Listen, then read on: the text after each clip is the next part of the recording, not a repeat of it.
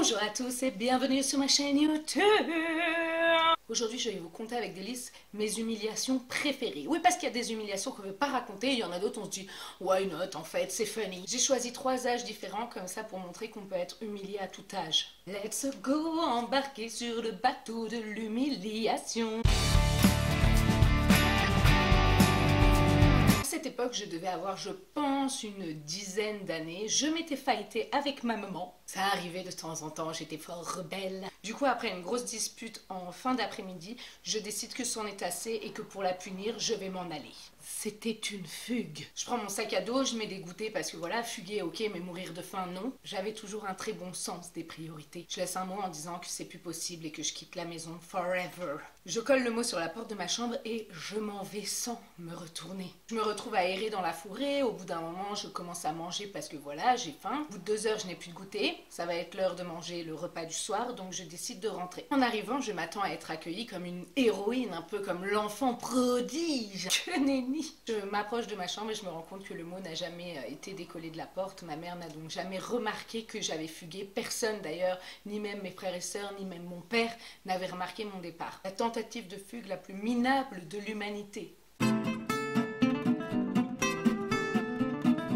Je suis au collège, je pense que je dois être en 4e. C'est un moment où je suis super mal dans ma peau, donc je décide de manger une seule pomme par jour. C'était mon nouveau régime, stupide comme tous les autres. À l'étage du collège, en fait, toutes les portes de classe étaient le long d'une barrière, comme ça, enfin d'une terrasse. Et de cette terrasse, on voyait le hall du collège. L'escalier descendait vraiment dans le hall du collège. Donc quand tu étais dans l'escalier, tout le collège avait vue sur toi. Je descends les escaliers pour changer de classe avec une de mes potes, donc on marchait dans les escaliers, normal, et là, en plein milieu, trou noir. Trou noir, black hole. Quand je rouvre les yeux, je me rends compte qu'il y a quelque chose qui ne va pas. Les escaliers sont comme ça, on descend comme ça, normalement, et moi je me réveille dans cette position. Testasse en basse, jambes basses en l'air, et je me rends compte qu'un troisième est en train de me tenir par la chaussure. Quand je baisse un peu la tête, je vois à l'envers, bien sûr, des dizaines, centaines, milliers de collégiens qui me regardent avec hébétitude. Je me suis évanouie dans les escaliers. Je ne sais pas comment ça s'est passé, j'ai dû faire un roule-boulet. À ce moment-là, la chaussure quitte mon yep. Ces buffalo étaient vraiment trop grandes pour nos petits pieds. C'était quoi cette mode ridicule? Le troisième beau gosse a donc ma chaussure dans sa mano et moi je suis pied à l'air, à l'envers, dans les escaliers avec tout le collège qui me regarde. Humiliant, ouais. C'était pas le meilleur moment de ma vie. On évolue, on est au lycée et avec le temps, les humiliations sont de plus en plus bam dans ta tête. Le lycée où j'étais, il faut savoir qu'en fait, il y avait le bâtiment qui faisait face à la cour et ça va être très très dur. Je revis la scène. À chaque étage du bâtiment principal, il y a un toilette en fait qui donne sur la cour. Les fenêtres du toilette donnent sur la cour. À la récréation, en plein mois d'hiver, comme d'habitude avec mes copines, on se réfugie dans les WC. Pendant que mes copines discutent, tout ça, moi je me suis mise à la fenêtre, sur le chauffage bien sûr, et je regarde par la fenêtre les gens dans la cour. Et c'est là que je vois un des beaux gosses populaires, que nous appellerons Alain, qui regarde vers les WC. Eye contact, bon, ok. Et là je le vois faire coucou.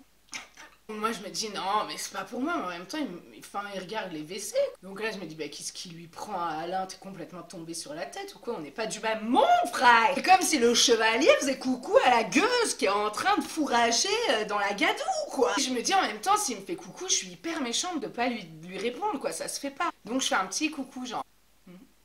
Et là il commence à faire vraiment des grands coucous, puis des cœurs. Je suis en mode qu'est-ce qui se passe?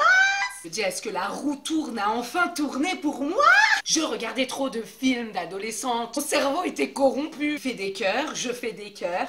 Il commence à envoyer des bisous. Et je voyais qu'on était en eye contact, hein, vraiment. Je commence aussi à faire des bisous et tout. Puis je me dis, palpitant à demi, je me dis, ça y est, quoi. On va se mettre ensemble, il va me demander en mariage, je vais monter dans le groupe des populaires du lycée. J'étais rouge, j'étais waouh, chaleur des îles tropicales. La chute n'en a été que plus mortelle. Parce qu'évidemment, il y a une chute. Je retourne devant ma classe, on devait s'aligner comme ça en attendant que le prof nous fasse rentrer. Moi, je suis alignée avec mes potes en mode, je viens de vivre l'expérience la plus sensuelle de toute ma vie. Je savoure ce souvenir en me disant... Quelle sera l'étape suivante? Est-ce qu'on va aller à un date? C'est à ce moment-là que débarque Jacqueline, on va l'appeler, la fille la plus populaire du lycée, avec son groupe de mignons qui la suivent. Elle s'arrête devant moi et là je me dis, mon Dieu, va-t-elle me défier pour l'amour d'Alain? Les nouvelles vont vite. Et là elle me dit, je crois que t'as pas capté ce qui s'était passé en fait. J'étais dans les toilettes d'au-dessus et c'est à moi qui faisait des signes. Pas à toi. T'as vraiment cru qu'il te ferait des signes à toi? Et moi, ah non, mais enfin... Elles ont ri, bien évidemment, elles sont parties. Donc là, mes copines m'ont dit, qu'est-ce qui s'est passé? De quoi elles parlent? Donc j'ai dû leur raconter l'histoire. Donc non seulement je venais de vivre l'humiliation, et là, je la revivais une deuxième fois. Donc moi, j'étais en mode, j'ai juste voulu être gentille avec lui pour pas qu'il se prenne des vents. Et en fait, il se foutait de ma gueule. La morale, les gens sont méchants, n'aimez pas les gens. On vit tous des humiliations, je veux dire, voilà, l'essentiel c'est de pouvoir en rire. Faut pas avoir honte de ce qu'on a été, de ce qu'on a fait. Et puis de toute façon, j'ai fini par reprendre ma revanche, puisque des années plus tard, Alain m'a dragué en soirée. Quoi qu'il, ça fait des souvenirs, je l'ai raconté à mes frères et sœurs, ça les a bien fait rire, j'espère que ça vous fera rigoler aussi, histoire que cette humiliation, ces humiliations, aient servi à quelque chose. En tout cas, je vous fais des bisous, je vous remercie d'avoir regardé cette vidéo, j'espère que ça vous a fait kiffer. On se dit à bientôt, à la semaine prochaine, maybe. Bisous, bisous.